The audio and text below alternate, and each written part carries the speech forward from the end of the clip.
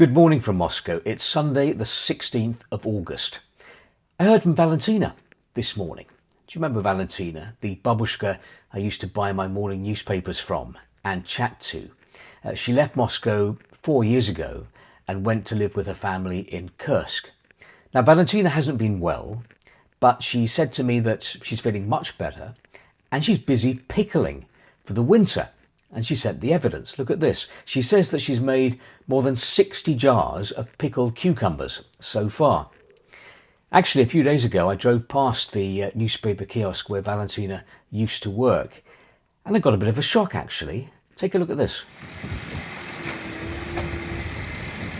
It was very, very shut. Not surprising, really, with all of this going on around it. I wonder, will it actually survive the digging? Still, at least the pigeons were still there. I found them strangely reassuring. I got another shock this week when I saw how long the queue was outside my local petrol station. It went on and on and on. Now, petrol station queues had disappeared from the Russian capital in recent weeks, but they're back now at some petrol stations. I wonder for how long. Now, before we do some Russia reading, just a reminder that our BBC interview with Nobel laureate Dmitry Muratov is available to watch on the BBC iPlayer and on the BBC News YouTube channel. The journalist who co-founded the newspaper Novaya Gazeta talks to me about the war in Ukraine, about the crackdown on independent voices in Russia, and about Vladimir Putin. One of the biggest stories in Russia last week concerned the upcoming parliamentary election. The Russian Supreme Court struck off the ballot the only anti-war party that had been registered to take part in the election, the Yabloko party. Now, the official reason given was alleged copyright infringements in campaign materials involving, for example, the line of a song, and also alleged financing from abroad. But the suspicion, let's say the very strong suspicion, is that this was a political decision because of Yabloko's position on the war in Ukraine, its anti-war position. Now, I've said before that the media environment in Russia is pretty tightly controlled. What I found interesting about the way this story was covered was that some of the papers here were pretty open about the politics of this.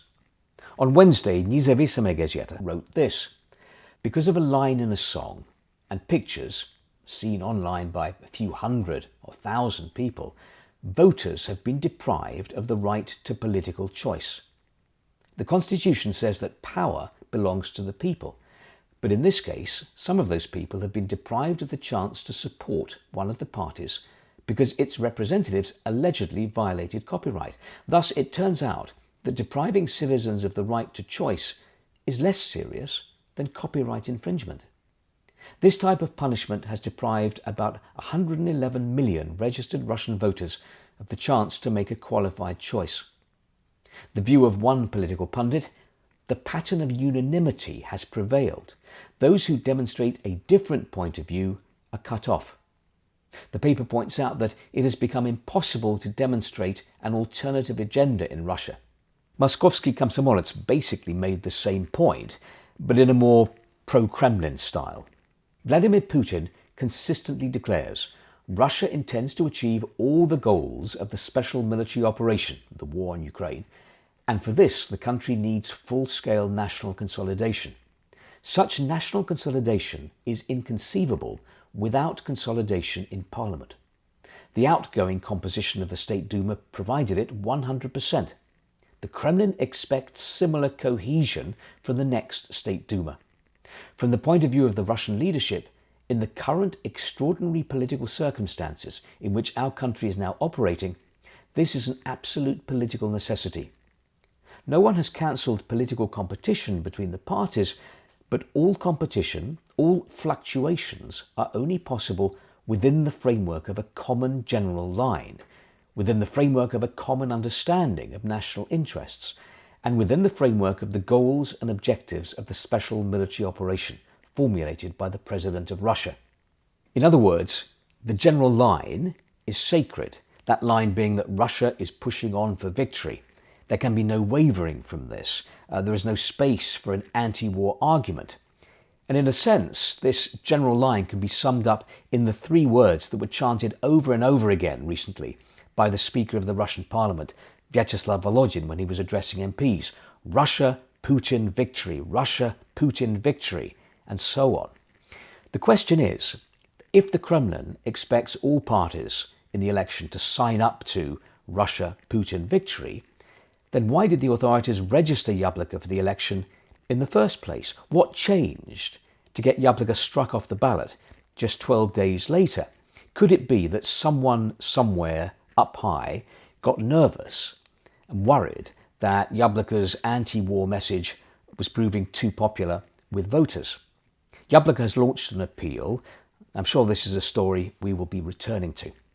In the meantime, from reading Russia to reading Russian, and a little Russian lesson for you involving words in the news. And let's start with catering truck. Catering truck, like the one Donald Trump used to secretly switch planes recently. Catering truck. Российская газета gives that as большой контейнер с едой. Комсомольская правда is more wordy. Грузовик, обычно используемый для доставки бортпитания. Next, Count Binface, the intergalactic space warrior who came second to Nigel Farage in the Clacton by-election. Difference of opinion here. Interfax calls him Graf Binface, with a detailed explanation from the English bin, meaning rubbish bin, and face, meaning face. Kommersant goes for Graf Голова мусорка. РБК Graf Лицо мусорное ведро. Известия Graf Urnaliki. Now, the joke pages of Russian newspapers never fail to surprise me. They continue to be a source of often quite biting social comment. This is People's Advice, which calls itself the most useful newspaper. And this piece of advice is in the joke section. The message here seems to be that in Russia right now, it's best to stay quiet. Keep your opinions to yourself. Which tongue, meaning which language, which tongue has the biggest potential in the near future? The one kept behind your teeth. In other words, keep your mouth shut.